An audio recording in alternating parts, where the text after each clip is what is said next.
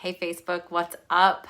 Talia Reiser here. Hashtag live if you're live. Hashtag replay if you are on the replay. Thank you guys for joining me today.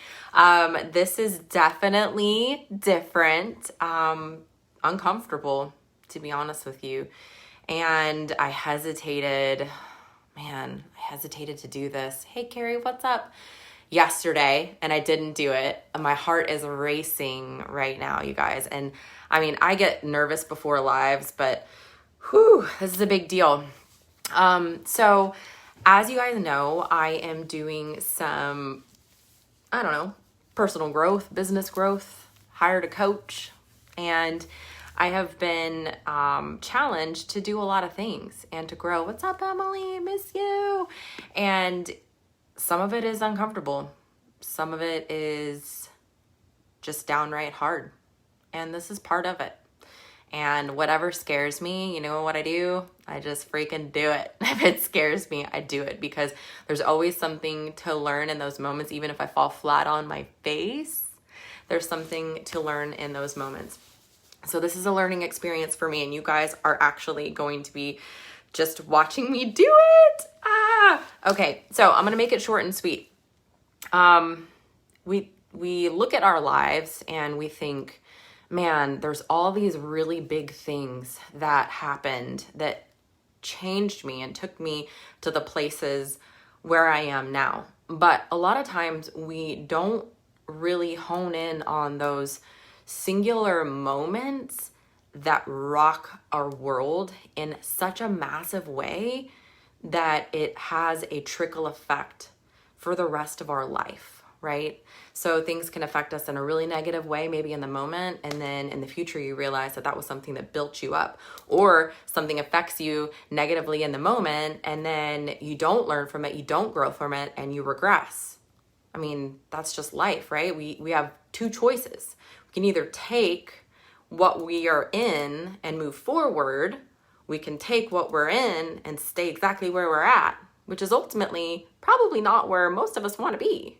So I was thinking about some pivotal moments in my life, and it doesn't just have to be like from childhood. It could be something that happened yesterday, a conversation I had with someone, or something that I learned that just completely effed me up and made me really look at the way that I think about things, the way that I react to things, any of that. So anyway, I was thinking about my past, and this is something that I haven't shared with people.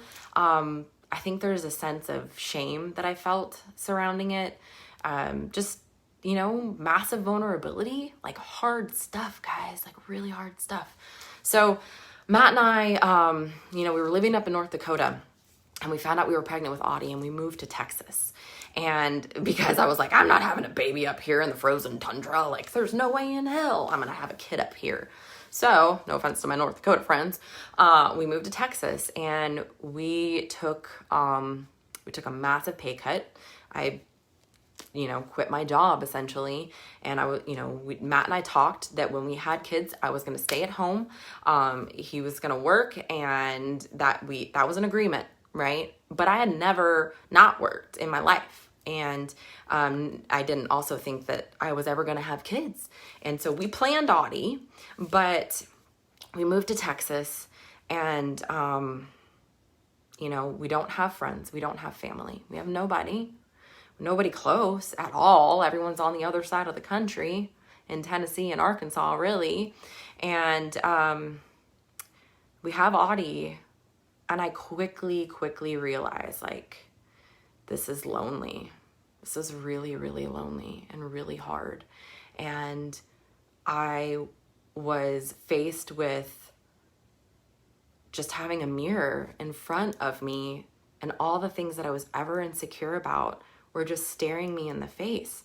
Am I a good mom? Like, I can't do this newborn, and Matt's working 200 hours every 2 weeks, and I'm on baby duty 24/7. Y'all, I was existing on maybe just a couple of hours of sleep. Everyone's like, take a nap. No, I don't nap. I literally can't nap. I can count on probably one hand how many naps I've taken in my adult life. My body won't allow it. I don't know how to make it nap. So Matt is essentially only home for maybe 5 hours. And in that time, he's supposed to sleep and then go right back to work. Okay. I'm taking care of Audie, this little baby. And, you know, there's all kinds of other issues that I struggle with feeling like I could be a good mom. But I remember just feeling suffocated. So the moment that really, really, really messed me up. So Audie was maybe, oh man, I think it was before her first birthday. And she might have been 10 or 11 months old. And I hadn't gotten out of the house to like go run errands by myself, like do anything by myself, not because Matt said I couldn't, but it was a choice. I was like, no, I can't. I have to be here. Audie, and then Matt's working. He's got all this responsibility, and I take on this responsibility. This is my job. So I never ever left her with him so that I could just go do something and be a person in the world. So one day I asked Matt, I said, hey, can I go like grocery shopping by myself? He's like, yeah, okay, cool. Just leave Audie with me and like, you go. I'm like, okay. I mean, you guys, it was not something that was easy for me. I don't like asking for help. And so I asked him and he's like, yeah, absolutely. And so I get in the car and we lived in a neighborhood on a, like, once you get out of our neighborhood, a very, very big road, like massive lanes, probably 4 or 5 across, and you're in an oil field town. So there are 18-wheelers all the time, just barreling down this road. Like, I'm not talking 30, 40 miles an hour. I'm talking like 50, 60, 70 miles an hour. So you have to turn out into traffic while they're whizzing by to get anywhere in town. And I'm sitting at the stop sign.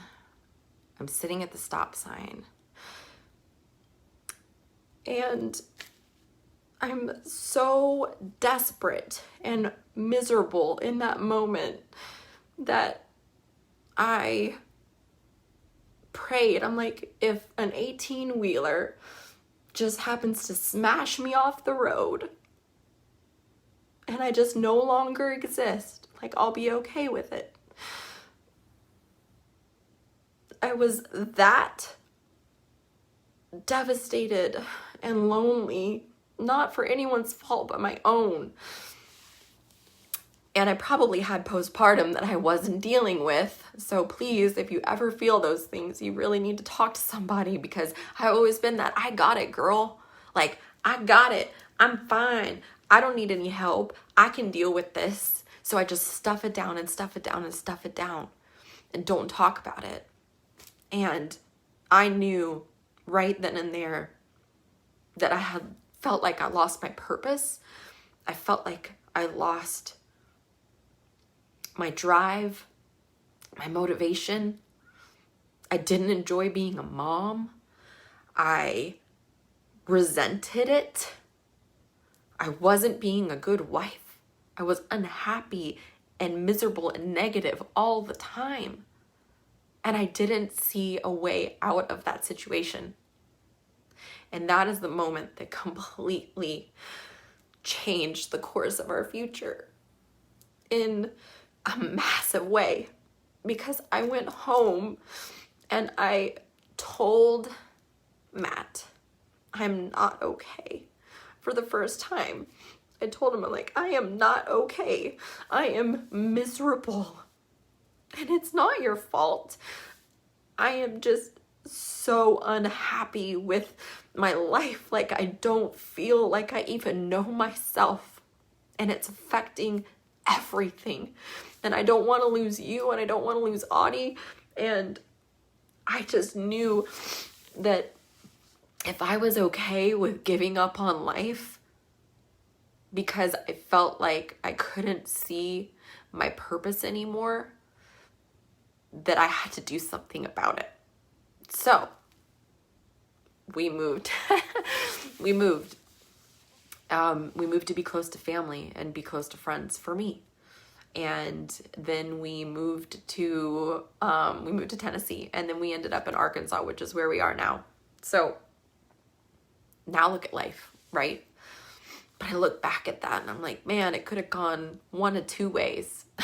Or, I thank God I chose the other way. Thank God I finally was able to identify that was the thing that was that moment that I needed to take in the right direction, because life is bigger than those feelings that you feel like you're stuck in. Because I knew something inside of me was saying, like, there's a solution. You're not thinking about the solution. What can bring you in the right direction to think about the solution? So if you're stuck in a hard time, if you're feeling suffocated, like you're drowning, like you've lost who you are, you've lost your purpose, you've lost everything about you, and you're like, why the hell bother?